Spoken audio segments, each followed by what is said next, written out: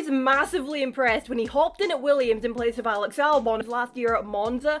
However, this year so far at AlphaTauri, he hasn't been quite as impressive. Now, that AlphaTauri car is not the best, and he is a rookie. However, that has not stopped Helmut Marko from reportedly giving an ultimatum to the 21-year-old Dutchman, saying he'll need to improve his performances over the next 3 races or he could lose his drive, apparently, or be a threat of losing his drive. I have a couple of thoughts here. As I mentioned, the AT04 is not a very good car. I'd wager it's probably the worst or one of the worst cars on the 2023 grid, and I'm pretty sure not many people will disagree with me. So naturally, when you put a rookie in a car like that, it will not be very easy for them.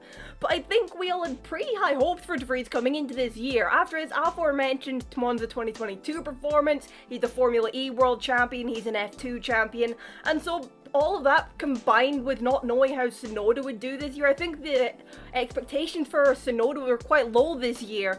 A lot of us kind of had high hopes for De Vries and the thought that he was gonna come in and do better than Tsunoda, but that's not happened and it's been the other way around. And as a side note, I have been very impressed by Yuki Sonora this year so far. In a way, this kind of doubt toward one way that's emerged over De Vries kind of reminds me of Brendan Hartley back in 2018.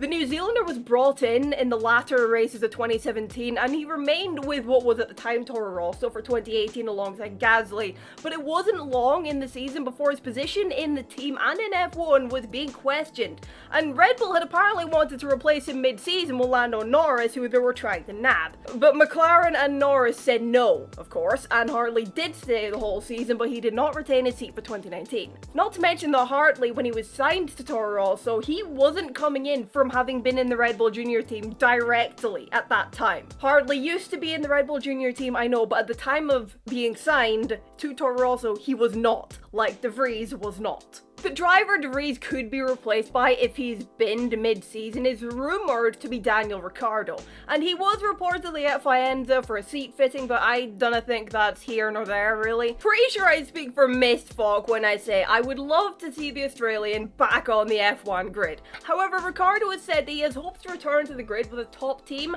rather than a lower duned one, so realistically would he come back mid-season with AlphaTauri? If De Vries is ousted mid-season and Ricciardo is willing to put his ambitions for a top team return aside, then yes, in a way it could perhaps be a good way for Ricciardo to try and get a drive for a better team in 2024, if such a thing is possible. Red Bull, Ferrari, Aston, Alpine and McLaren are all secure, and I don't see Lewis leaving yet, so Mercedes are a no-go either. But with that being said, if De Vries isn't replaced mid-season but is ahead of 2024, who replaces him? Well, again, Daniel Ricciardo has to be an option.